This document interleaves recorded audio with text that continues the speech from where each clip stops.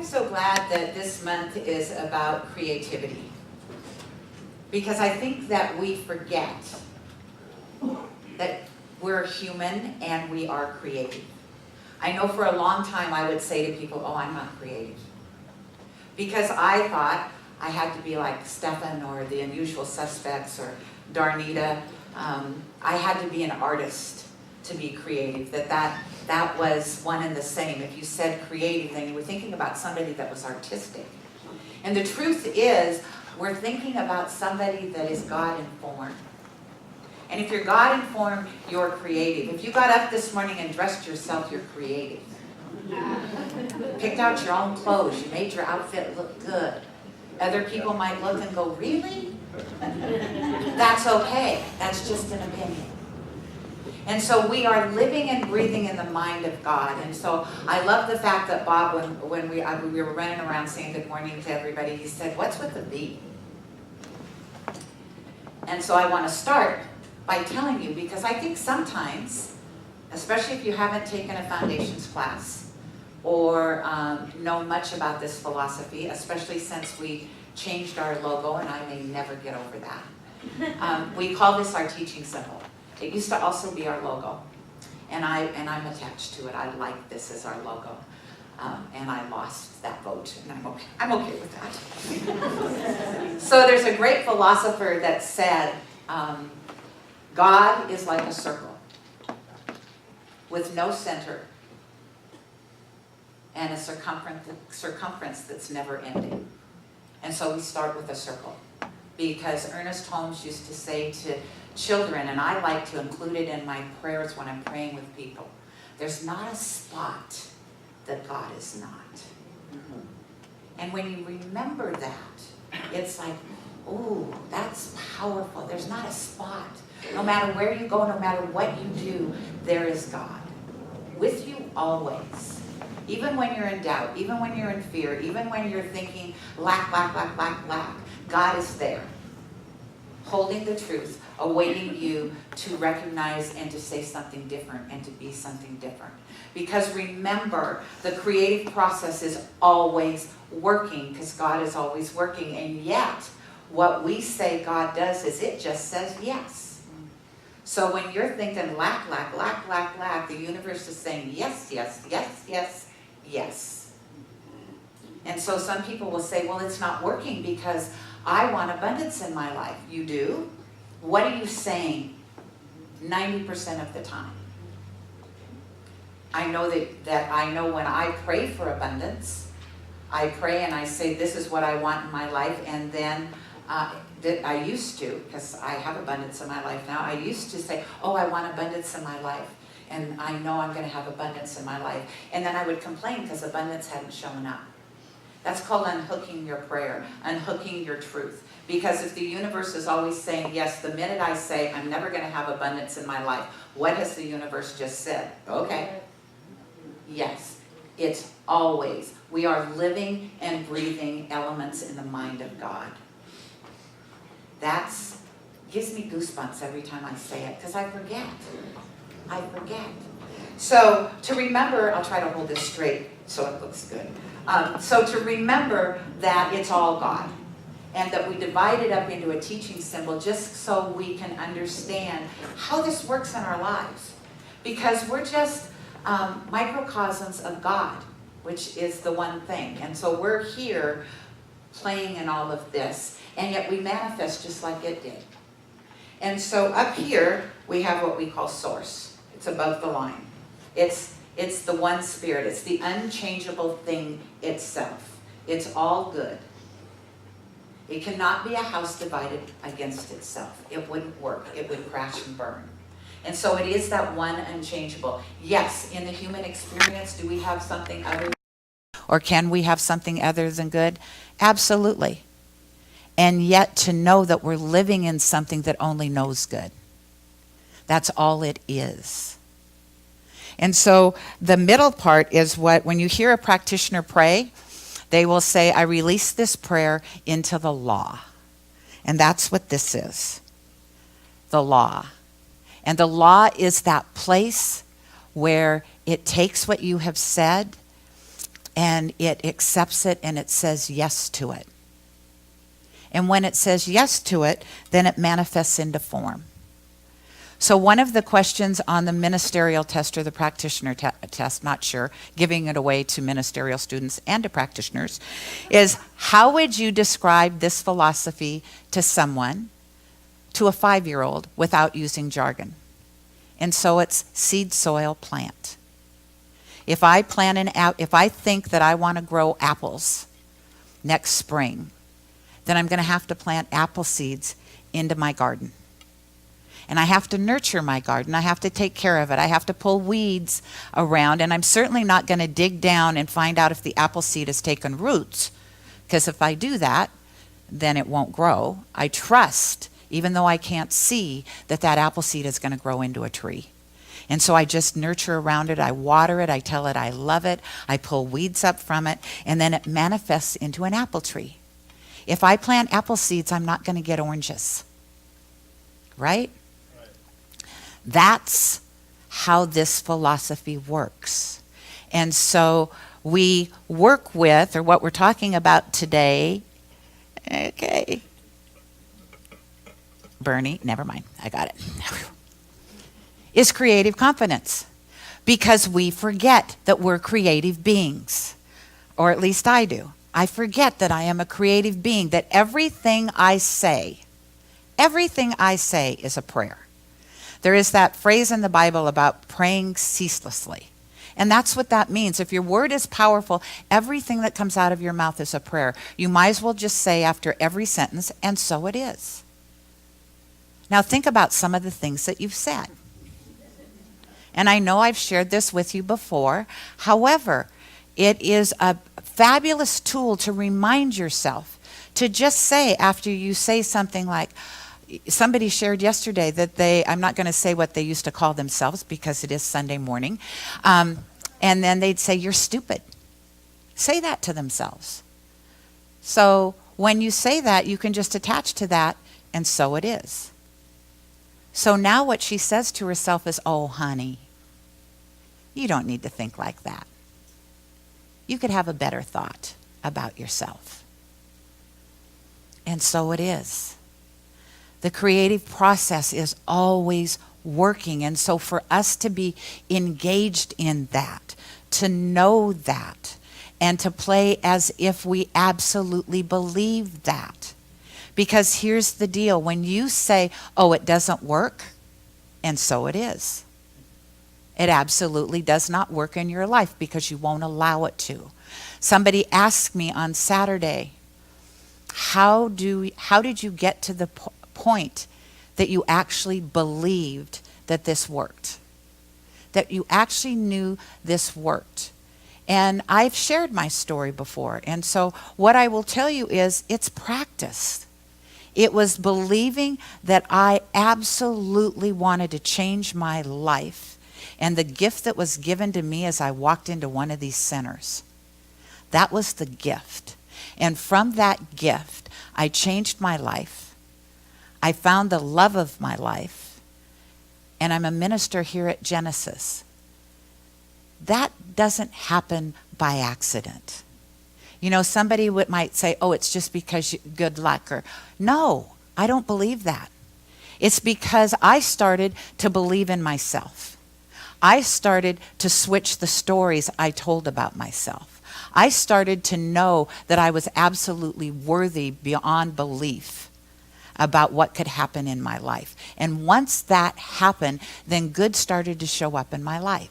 That's how this works. It's not magic. It's not woo-woo, if you will, Makasha. It just is. She likes to say woo-woo Tuesdays and woo-woo Wednesdays. It is a law that works always. It is always working in our life.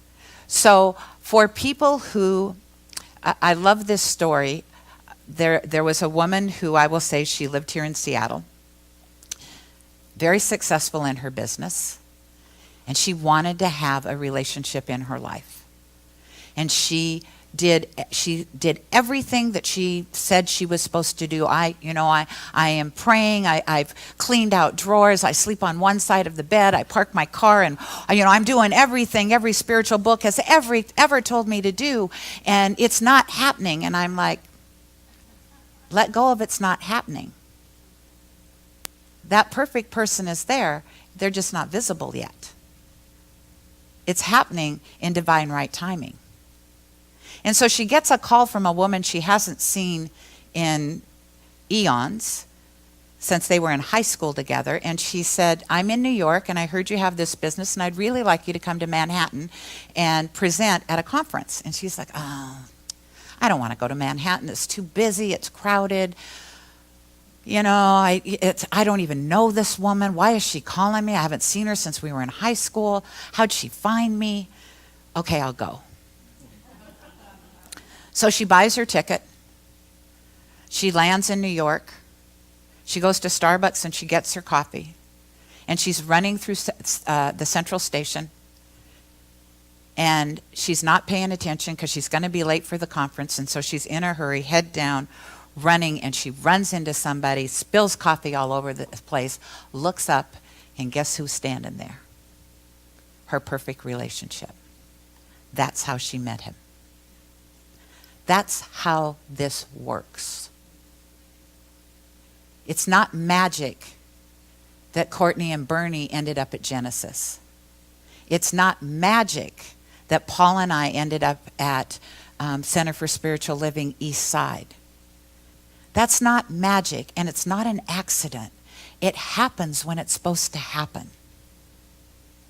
When you know and you create in your mind that you are worthy of a relationship that is worthy of you, it will show up just as quickly as when you create a relationship that is not loving and worthy. Because I was really good at manifesting those in my life. And both are working with the law. On the one hand, I believed I was absolutely worthy of being loved and unconditionally, and that I would dress up in a hazmat suit for him and let him take my picture and post it on Facebook. I'm telling you, 10 years ago, that never would have happened. I would have been mortified if anybody had seen me look like that. And that's the freedom of being in a relationship with somebody that adores you so much that they think you're beautiful even when you're head to toe looking like you're transporting organs across the world. There's a freedom in that, and it's to know that that's there for everybody. Everybody. It's just absolutely loving yourself enough to know that you deserve to be loved and appreciated at that level. And I know there are some people out there that are like, yeah, that never works in my life. And so it is. All you have to do is change how you think about yourself and change the people around you. That's why I love the fact that we do Sundays and we do Wednesdays and we're doing Community First, because we are going to build each other up beyond belief. We are going to connect heart to heart. We're going to be vulnerable with each other. And all of that, I know for some of you, is like, okay, that's really uncomfortable for me. I don't want to do that. What do you mean be vulnerable? Being vulnerable means sitting with somebody and listening to them and letting them be seen and heard, and knowing that you're doing that not just for them, for yourself, and that they will do the same for you. And I think we miss out on that. We miss out on that when we use Facebook Live instead of coming to a Wednesday service. We lose out on that when we use Facebook Live on Sundays. I'm sorry, I'm scolding you, who's ever watching, unless you're in New York. When we do that because, I don't want to get dressed. I don't want to get up that early. I get that. I do. But remember, where two or more are gathered, there too is the presence of the divine. We aren't meant to do this alone. And when we talk about connection, we are not talking about connection through a machine. We are talking about hugs and handshakes and sitting next to somebody and listening and being with somebody when they're down on their knees and not lifting them up, sitting next to them and saying, it's okay. I'll sit here with you till you're ready to stand. That's what Genesis is all about. That's why we show up on Sundays and Wednesdays and whenever your home group's going to meet. It's because as humans, that's what we really need. And we are so afraid of it. We put a cell phone between us and all of it. I don't know if you're aware of the fact I did 2 days without my cell phone, literally without it, because I left it at home and I did not die. And my husband was really, really happy. And so that's what I want you to realize is about the creative process. Is it is always working. And because we are human, and because now we live in such a fast pace, give it to me now, show up, we have a tendency to pray. And then we get anxious and like, it's never going to happen in my life. You've just unhooked your prayer. And so what I want you to do is to really know the truth of who you are. If you're bashing yourself in your head, stop it. Say something nice about yourself, to yourself. How many of you know Louise Hay?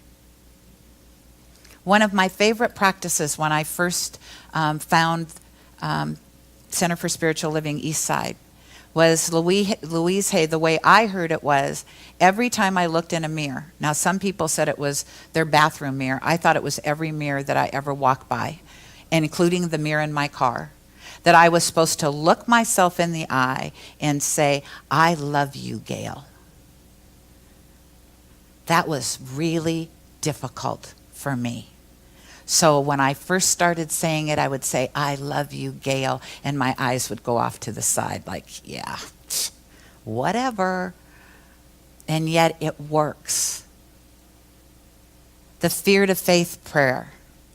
I release my belief in something. I release my need to hang on to something. I know that God is 70 times 7. I challenged the class to do it 70 times a day for 7 days straight. That's what I did in February. And my first date with Paul was May 7th of the same year, 14 years ago today. I know this works. I know it works because I keep showing myself it does. And so if you've got doo-doo in front of you, it's still working. What are you saying about yourself or the people around you? Who haven't you forgiven? What terrible thing are you hanging on to about yourself or someone else? If you can put it down and believe that you're whole, complete, and perfect, I promise you, your life will shift because mine did. And I know other people's in this room did because they believed that they could do this because they were told by someone like me, yes, they can. And so let's just pray. Or let's pray, not just pray. And so just knowing right here and right now that we're sitting in the mind of God. It looks like Genesis, it feels like Genesis, and yet it's the mind of God because of, as Ernest said, there's not a spot that God is not, so it's right here. It's right here in you, as you, through you. It's in and through and as the person sitting next to you. It's in the chair that you're sitting on because it's God, and that's what it is. It is all things to all people everywhere, regardless of what they call it.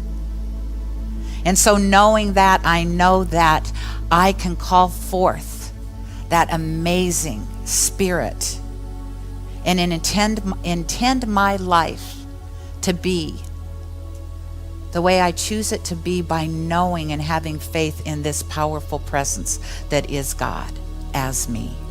And so I know that if this works in and through and as me, it certainly works in and through and as all of you. How could it not?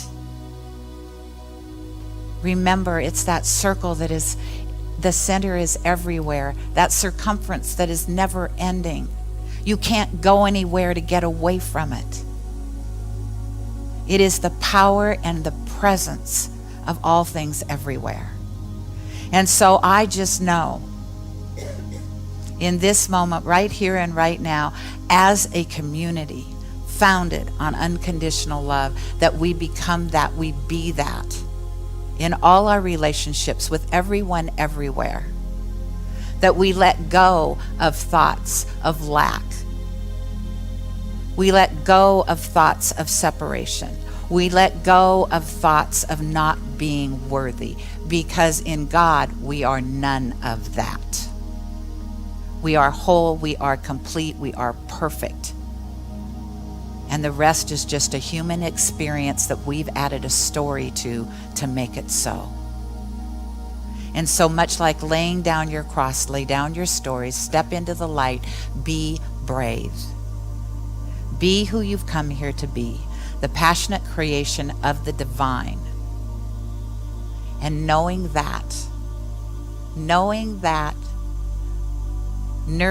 that, being that, I say thank you, God, as I turn all of this over into the law, knowing that it has come from the mind of God through me back into the mind of God. It is planted, it is seeded, it is growing, and I am grateful.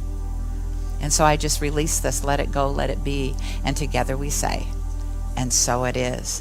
Namaste.